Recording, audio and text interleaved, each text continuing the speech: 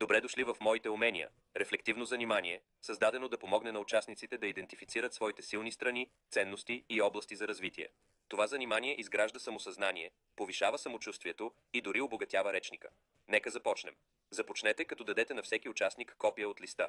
Помолете ги внимателно да прочетат списъка с ценности, нагласи и умения. След това, помолете ги да посочат кои компетенции смятат, че вече притежават и кои биха искали да развият.